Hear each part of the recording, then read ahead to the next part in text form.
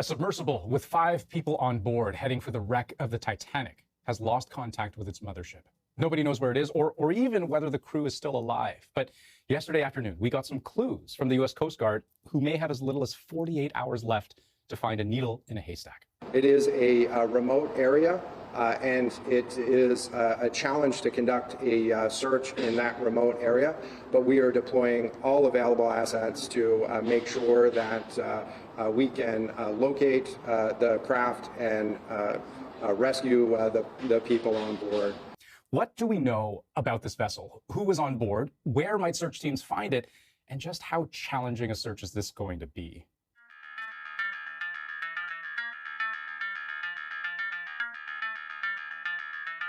The submersible is called Titan. It's a small ship, only about 22 feet long, which is tight for 5 people. One of those people we know is British billionaire, pilot, and explorer Hamish. He had been posting on social media about the trip.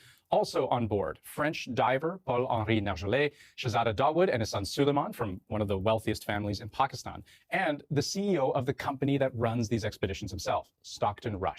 Now, seats on board the Titan are expensive. Typically, it's $250,000 for the opportunity. Titan launched Sunday morning from a larger ship, about 370 kilometers off the coast of Newfoundland. The interest in the Titanic is the reason we go there. Almost nowhere else in the deep ocean can you get funding to go back every year for decades and see how coral reefs develop, and see how metals decay, and see how currents change. Yes, this is a ship designed to bring tourists to the Titanic, and in a pretty unconventional way. Taking a completely new approach to the sub design, and it's all run with this game controller and these touch screens. So if you want to go forward, you press forward. If you want to go back, you go back. Turn left, turn right, go down, go up. And it's Bluetooth, so I can hand it to anybody. From what we know, Titan had already made this trip several times this year. But let's be clear here. This is a very remote area, and the ocean floor where the Titanic wreckage is about 13,000 feet deep. It takes 2 hours just to go straight down. It is not for the faint-hearted to do something like this, to get in that sub. It's very close quarters. You're in it for a long time. You're bolted in from the outside. There's no way out. There's no hatch to get out of it. The problem started about 1 hour and 45 minutes after the submersible began making its descent. Communication between it and the ship it launched from just cut off, which is really bad because from that moment on, command crews on the surface have no idea whether the crew below needs help, whether they're lost, whether other critical equipment has also failed, or whether the ship itself is even still intact. It's the depth, that's the thing. That's the big factor. To get the submersible back to the surface is the big thing. The pressure when you're that deep underwater is enormous, about 4,000 psi, pounds per square inch, which, just to put that in perspective, is like having the weight of a car pressing down on every square inch of the ship. According to oceangate, that's the company that owns the vessel, there are sensors on board that monitor that pressure, making sure the ship doesn't crumple under the weight. That can theoretically give the crew on board enough time to realize if there's a problem and then rise back up to the surface. But that relies on everything running the way it should.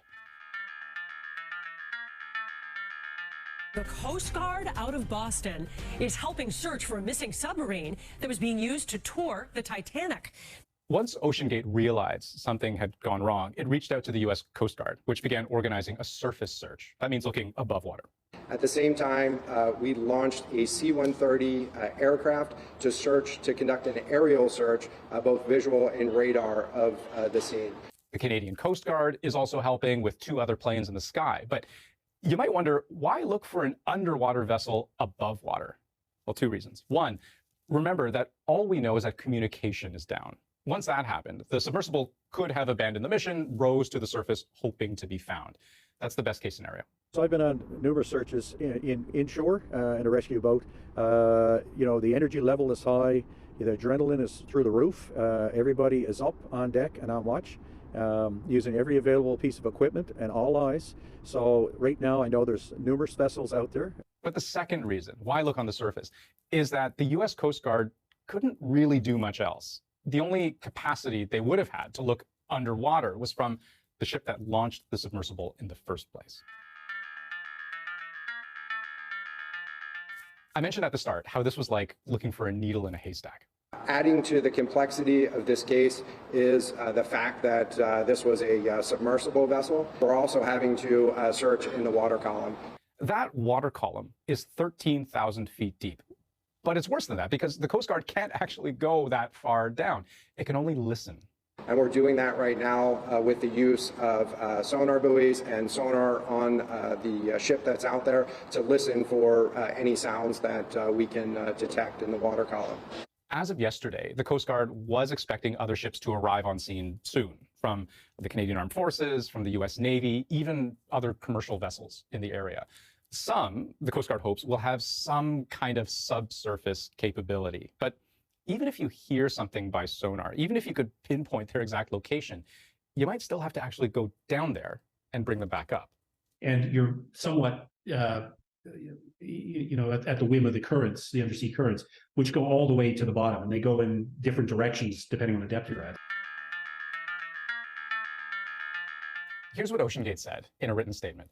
Our entire focus is on the crew members in the submersible and their families. We are deeply thankful for the extensive assistance we have received from several government agencies and deep sea companies in our efforts to reestablish contact with the submersible. But what they don't acknowledge here is that time may be running out. The submersible only has about 96 hours of emergency oxygen on board. That's 4 days, with 2 days already having gone by. If the submersible isn't already at the surface, the best hope here is that it at least would still have motor control, that it could operate under its own power. I'm very optimistic. Technology available today, it's very high tech. I've been asked, is deep submersible diving safe? I think it's very safe. I dove on a platform, 20 years ago. That platform was used for many years prior to that, and dove many times a lot deeper than Titanic. I'm very optimistic that this will come to a very happy ending, and hopeful that it will. The Coast Guard said to expect more updates, more assets in the water in the coming days. We, and the whole world, it seems, will be watching.